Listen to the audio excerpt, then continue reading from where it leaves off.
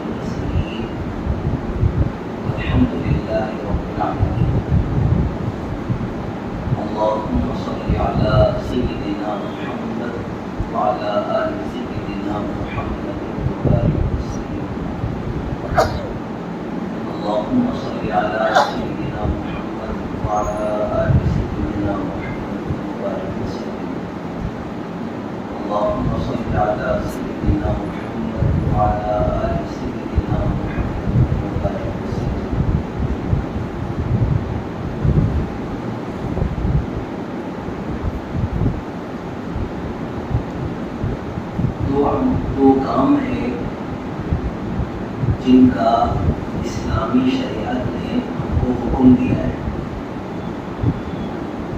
Number 1 نیکیوں کا کرنا، نمبر 2 گناہوں سے بچنا۔ یہ دو کام اسلام ساری انسانیت کو اور بالخصوص جو لوگ اسلام کے تابع ہو چکے ہیں، کلمہ پڑھ کر خود کو اللہ اور اس کے رسول کا غلام ہونے کا اعلان کر چکے ہیں، ایسے لوگوں کو تو خاص طور پر یہ حکم دیا جاتا ہے کہ نمبر 1 نیکیوں کے کرنے کا اہتمام کرو، نمبر 2 گناہوں سے بچنے کا اہتمام کرو۔ اور دیکھا جائے تو گناہوں سے بچنا یہ نیکیوں کے کرنے سے زیادہ اہم ہوتا ہے۔ کوئی بندہ خوب نیکیاں کر رہا ہو لیکن گناہوں سے بچنے کا اہتمام نہیں کرتا تو پھر اس کے گناہ اس کی نیکیوں کو ضائع کر دیتے ہیں۔ اور اگر کوئی بندہ فرائض ہی ادا کر لیتا ہے، بہت بڑی بڑی نفل عبادتوں کا اہتمام نہیں کرتا، صرف فرائض ہی ادا کر لیتا ہے لیکن گناہوں سے بچنے کا خاص اہتمام کرتا ہے، تو اس کا گناہوں سے بچنا اسے اللہ کی نظر میں بہت قیمتی بنا دیتا ہے۔ ایسا عبادت گزار جو دن کو روزہ رکھتا ہو، رات کو عبادت کرتا ہو لیکن گناہوں کے معاملے میں بے احتیاطی کرتا ہو، ایسے آدمی سے بھی زیادہ قیمتی بنا دیتا ہے اس کو جو شخص فرائض ہی ادا کر لیتا ہے اور گناہوں سے بچنے کا خاص اہتمام کرتا ہے، ایسا بندہ اللہ کی نظر میں بہت قیمتی بن جاتا ہے۔ تو دونوں کام ضروری ہے، نیکیوں کا کرنا بھی اور گناہوں سے بچنا بھی ضروری ہے، لیکن نیکیوں کے کرنے کے مقابلے میں اس سے بھی زیادہ ضروری اور اہم ہوتا ہے گناہوں سے بچنا۔ گناہوں سے بچنا یہ بہت زیادہ ضروری ہوتا ہے، اس لیے کہ اس کے بہت زیادہ اثرات زندگی پر پڑتے ہیں، دین پر پڑتے ہیں، اسی لیے اس کا بہت زیادہ خاص اہتمام کرنا چاہیے۔ گناہوں سے بچنا کب آسان ہوتا ہے؟ جب آدمی کو گناہوں کے نقصان کا اندازہ ہو۔ جب تک کسی چیز کے نقصان کا اندازہ ہم کو نہیں ہوتا، اس وقت تک اس سے بچنے کا اہتمام بھی زیادہ نہیں ہوتا۔ ہاں، جس نقصان سے جس چیز کے نقصان کا اندازہ ہم کو برابر ہو جاتا ہے تو پھر اس سے بچنے کا بھی ہم اتنا ہی زیادہ اہتمام کرتے ہیں. جیسے گناہ کی مثال بچھو جیسی ہے. بچھو سے ہم بچتے ہیں، چاہے وہ بڑا بچھو ہو یا چھوٹا بچھو ہو، ہم اسے اپنے ہاتھ میں لے کر اس کے ساتھ کھیل مذاق نہیں کرتے. کیوں؟ اس لیے کہ ہم کو پتا ہوتا ہے کہ یہ اگر ڈنک مار دے گا، ڈس لے گا تو ہم کو نقصان پہنچ جائے گا. تو بچھو سے جو خطرہ ہم کو ہو سکتا ہے، جو نقصان ہم کو پہنچ سکتا ہے، اس کا اندازہ ہم کو ہے.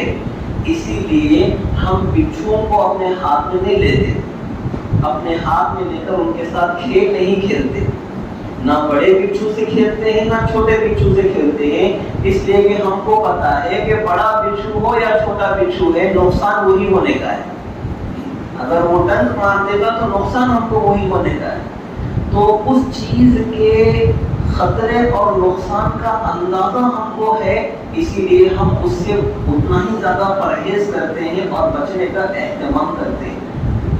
ایسے ہی سانپ کا نقصان ہم کو پتا ہے کہ اگر سانپ ڈس لے گا تو ہم کو کیا نقصان پہنچ سکتا ہے. اسی لیے ہم سانپوں سے دور رہتے ہیں، ان کو ہاتھ میں لے کر ان کے ساتھ کھیل نہیں کھیلتے. چاہے بڑا سانپ ہو چاہے چھوٹا سانپ ہو، تو اس کے ڈسنے سے جو نقصان ہم کو ہو سکتا ہے، اس نقصان اور خطرے کا اندازہ ہم کو ہوتا ہے. اسی لیے ہم اس کے ساتھ کھیل مذاق نہیں کرتے بلکہ اس سے بچنے کا اہتمام ہم کرتے ہیں. ایسے ہی اگر کوئی کرنٹ کی تار ہو، کرنٹ کا وائر ہو اور اس میں شاک آ رہا ہو، اب ہم کسی بھی الیکٹرک ورک کرنے والے سے اگر ہم کہیں کہ بھئی ہاتھ لگا دو اس کو، تو وہ یہ کہے گا کہ میں کوئی پاگل لگتا ہوں تم کو. مجھے پتا ہے کہ اگر میں ہاتھ لگاؤں گا اس کو تو مجھے زبردست شاک مارے گا، بہت ہیوی جو ہے دبا کے جو ہے مجھے شاک لگے گا، مجھے پتا ہے. تو کوئی بھی عقل مند، خاص کر اس فیلڈ کا آدمی تو بالکل بھی ہاتھ نہیں لگائے گا، اس لیے کہ اس کو تو پتا ہے کہ اس سچویشن میں اگر ہاتھ لگاؤں گا تو دبا کر شاک لگے گا مجھ کو. جو اس چیز سے پہنچنے والا نقصان اور خطرہ جو ہے اس کا اندازہ آدمی کو ہوتا ہے، تو کبھی ایسی حماقت اور ایسی نادانی کا کام بندہ نہیں کرتا. آگ کا انگارہ ہو، ہم سب کو پتا ہوتا ہے کہ اگر اس آگ کے انگارے کو ہاتھ میں لیں گے تو ہاتھ جل جائے گا، ہمارا نقصان ہو جائے گا ہم کو. اب چاہے وہ اتنا بڑا انگارہ ہو یا چھوٹا سا کوئلہ ہو، ہم دونوں سے بچتے ہیں، اس لیے کہ نقصان ہم کو وہی پہنچنا ہے. چھوٹا سا انگارہ اگر ہم ہاتھ لیں گے تب بھی ہاتھ چلنے والا ہے، بڑا انگارہ اگر ہم ہاتھ میں لیں گے تب بھی وہی نقصان ہم کو پہنچنے والا ہے. تو چیز سے پہنچنے والے نقصان کا جب اندازہ ہوتا ہے تو بندہ اس چیز سے بچنے کا، اس نقصان سے بچنے کا اتنا ہی زیادہ اہتمام کرتا ہے. اسی طرح گناہوں کا جو نقصان آدمی کی پرسنالٹی پر پڑتا ہے، آدمی کی دینی اور دنیا کی حالت کے اوپر جو نقصان ہوتا ہے گناہوں کا، اگر گناہوں کے نقصان کا اندازہ بندے کو ہو جائے تو پھر بندہ گناہوں سے بچنے کا بھی اتنا ہی زیادہ اہتمام کرتا ہے. اب وہ یہ نہیں دیکھتا کہ بڑا گناہ ہے یا چھوٹا گناہ ہے. جب بندے کو اندازہ ہو جاتا ہے کہ گناہ کا یہ اثر میرے دل پر پڑے گا، گناہ کا یہ اثر میری روح کے اوپر پڑے گا، جب بندے کو اس کا احساس ہو جاتا ہے تو اب وہ یہ نہیں دیکھتا کہ گناہ بڑا ہے یا چھوٹا ہے. بڑا ہو تب بھی وہ اس سے بچنے کا اہتمام کرتا ہے، گناہ چھوٹا ہو تب بھی وہ اس سے بچنے کا اہتمام کرتا ہے. لیکن ضرورت ہوتی ہے کہ بندے کو یہ اندازہ تو ہو، بندے کو یہ احساس تو ہو کہ گناہ کا نقصان کیا ہوتا ہے. گناہ کا نقصان کیا ہوتا ہے؟ گناہ کا نقصان کیا ہوتا ہے؟ گناہ وہ چیز ہے جو بندے کو اللہ کی نظروں سے گرا دیتی. گناہ وہ چیز ہے جو بندے کو اللہ کی رحمتوں سے محروم کر دیتی. گناہ وہ چیز ہے جس کی وجہ سے بندہ خود اپنی نظر سے بھی گر جاتا ہے. بندہ گناہ وہ چیز ہے جس کی وجہ سے بندہ لوگوں کی نظروں سے بگڑ جاتا ہے، اور گناہ وہ چیز ہے جس کی وجہ سے بندے کی عزتیں لٹ جاتی ہیں۔ گناہ وہ چیز ہے جس کی وجہ سے بندے کے اخلاق خراب ہو جاتے ہیں۔ گناہ وہ چیز ہے جس کی وجہ سے بندے کی حیا کو نقصان پہنچ جاتا ہے، بے حیا ہو جاتا ہے آدمی۔ تو جب اس طرح کے بہت سارے نقصانات جو گناہوں کے ہوتے ہیں کہ یہ تو روحانی اور جو ہے دیگر نقصانات ہیں، اس کے علاوہ جو آدمی کو جسمانی طور پر دل کا کمزور ہو جانا، دماغ کا کمزور ہو جانا، دیگر اعضائے رئیسہ کا کمزور ہو جانا گناہوں کی وجہ سے، یہ بہت سارے نقصانات کا جب بندے کو اندازہ ہوتا ہے کہ گناہ کے نتیجے میں، گناہوں کی وجہ سے مجھے یہ نقصانات سہنے پڑیں گے، ان نقصانات کا میں شکار ہو جاؤں گا، تو پھر کوئی بھی عقل مند بندہ گناہوں میں مبتلا ہونے سے جو ہے بہت زیادہ اہتمام کرتا ہے، گناہوں سے بچنے کا خوب اہتمام کرتا ہے۔ قرآن کریم میں اللہ نے کیا فرمایا؟ مَن يَعْمَلْ سُوءًا يُجْزَ بِهِ، جو کوئی بھی برائی کرے گا، گناہ کرے گا، اسے اس کے گناہ کا بدلہ دیا جائے گا۔ جو کوئی بھی گناہ کرے گا اسے اس کے گناہ کا بدلہ دیا جائے گا۔ بڑے سے بڑے گناہ کا بھی اثر ہوتا ہے اور چھوٹے سے چھوٹے گناہ کا بھی اثر ہوتا ہے، دل پر اس کا اثر ہوتا ہے۔ جب بندہ کسی گناہ کو چھوٹا سمجھ کر کرنے لگتا ہے تو جب وہ چھوٹے گناہ کو کرتا ہے تو اس کا ایک بڑا اثر یہ پڑتا ہے کہ گناہ ہونے کی جو سنگینی ہوتی ہے، جو اس کی خباثت اور برائی ہوتی ہے، وہ اس کے دل میں ہلکی پڑ جاتی ہے۔ اس سے بڑا اثر کیا ہو سکتا ہے گناہ کا کہ گناہ کی خباثت اور اس کی برائی کو بندہ ہلکے میں لینے لگے، معمولی سمجھنے لگے، یہ بھی گناہ کا اثر ہوتا ہے۔ چھوٹے گناہوں میں جب آدمی پڑتا ہے چھوٹا سمجھ کر، تو ایک وقت آتا ہے کہ وہ بڑے گناہوں کو کرنے کی ہمت کر لیتا ہے۔ چھوٹے گناہ بڑے گناہوں کو کرنے کی ہمت دے دیتے ہیں آدمی کو، اور جو بندہ چھوٹے گناہوں سے بچنے کا اہتمام کرتا ہے تو بڑے گناہوں سے بچنا اس کے لیے بہت آسان ہو جاتا ہے، بہت آسان ہو جاتا ہے۔ تو اللہ رب العالمین نے خاص اہتمام کے ساتھ قرآن پاک میں ہدایت دی۔ دیکھیں اللہ ہمارے بنانے والے، ہم دنیا میں خود بخود پیدا نہیں ہوئے، اللہ کے پیدا کرنے سے، اللہ کے بنانے سے ہم دنیا میں موجود ہوئے ہیں، پیدا ہوئے ہیں۔ تو ہمارے لیے کون سی چیزیں اچھی ہیں، بھلی ہیں، اور کون سی باتیں ہمارے لیے نقصان دہ باتیں ہو سکتی ہیں، ہم سے زیادہ ہمارا پیدا کرنے والا رب اس کو جانتا ہے۔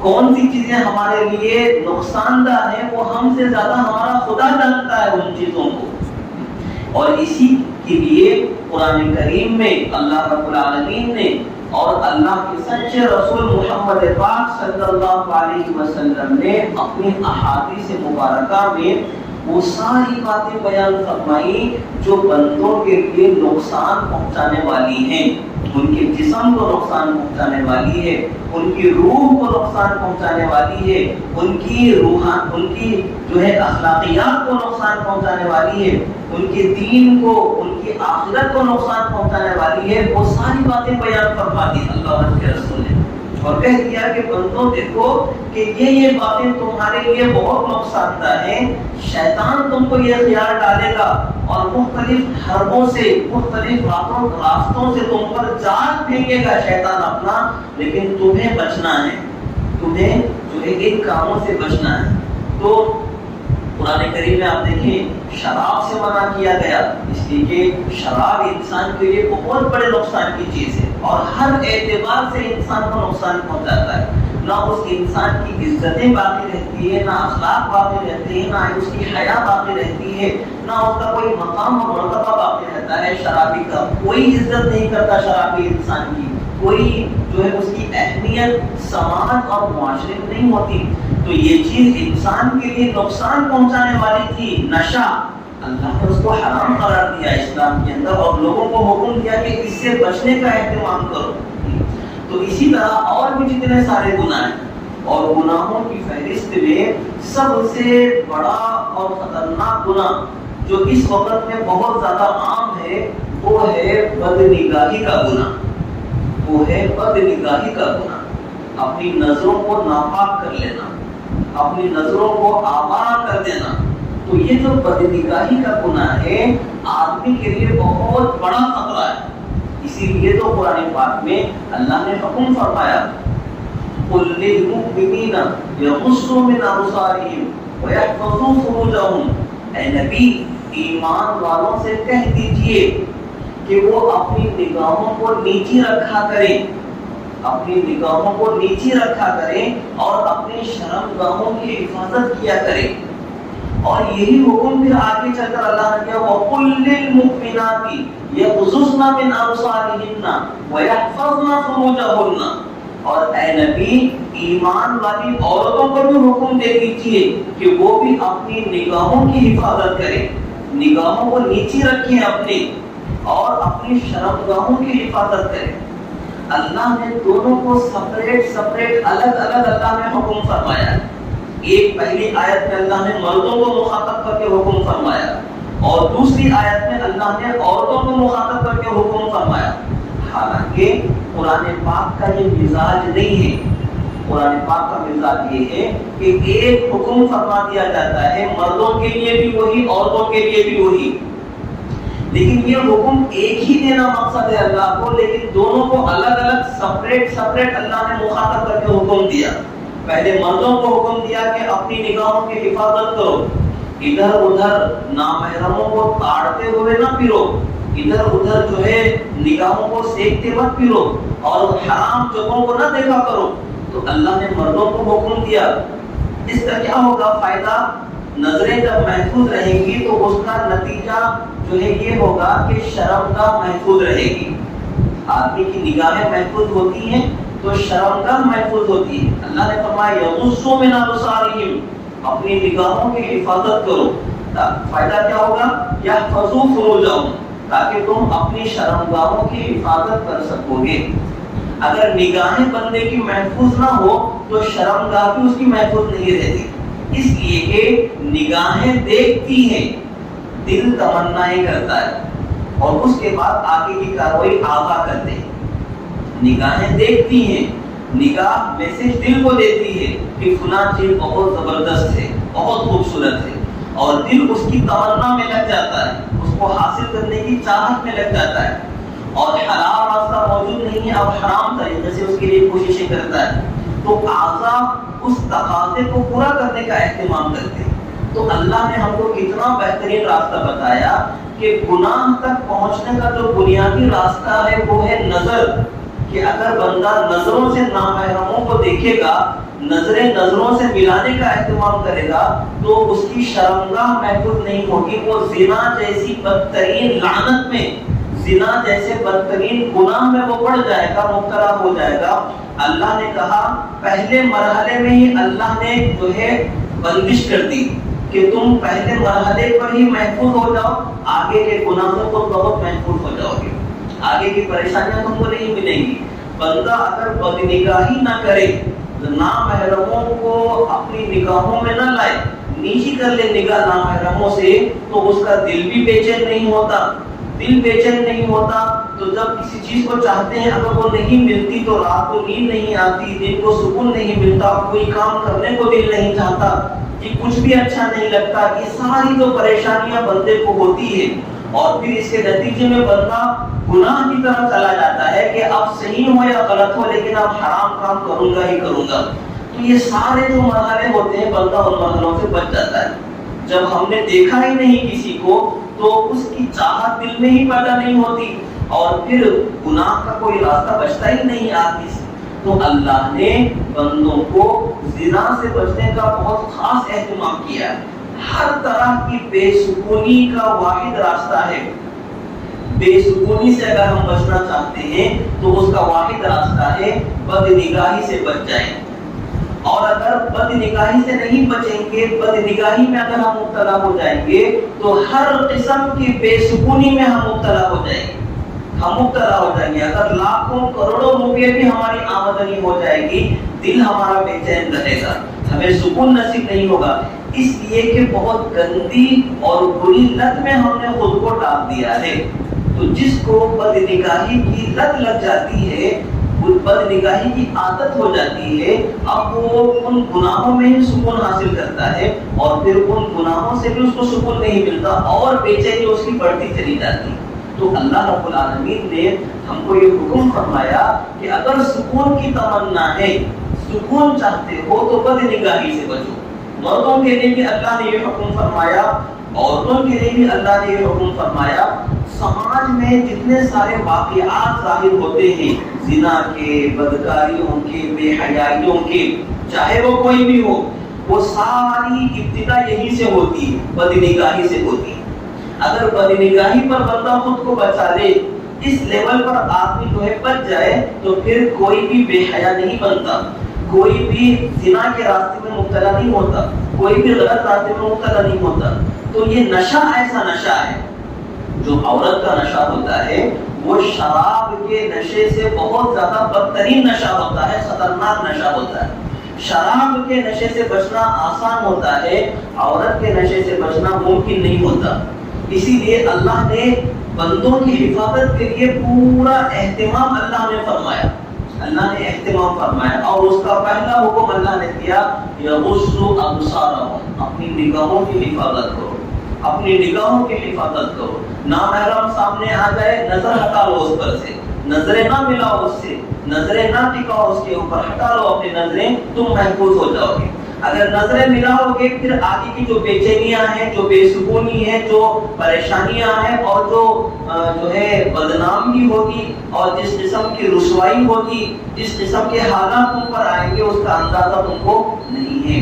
تو قرآن پاک کے اس حکم کو سامنے رکھتے ہوئے ہر کسی کو، اور خاص کر نوجوانوں کے لیے یہ ضروری ہے کہ ہم اپنی نگاہوں کی حفاظت کریں، اپنی نگاہوں کو پاکیزہ بنائیں، تاکہ ہمارا ایمان پاک رہے، ہمارا ایمان محفوظ رہے، اور ہماری روح محفوظ رہے، ہمارے اخلاق محفوظ رہے، ہماری حیا محفوظ رہے، ہماری عزتیں محفوظ رہے، ہماری ناموس محفوظ رہے۔ اگر ہم اس طرح کی ساری حفاظتیں چاہتے ہیں، تو پھر ان حفاظتوں کے ختم ہونے کا جو راستہ ہے، بد نگاہی، اس سے بچنا ہمارے لیے ضروری ہے۔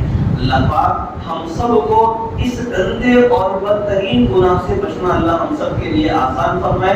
اللہ ہم سب کو دین اسلام کی تمام احکامات پر جینے اور مرنے کی توفیق عطا فرمائے۔ وما توفیقی الا باللہ۔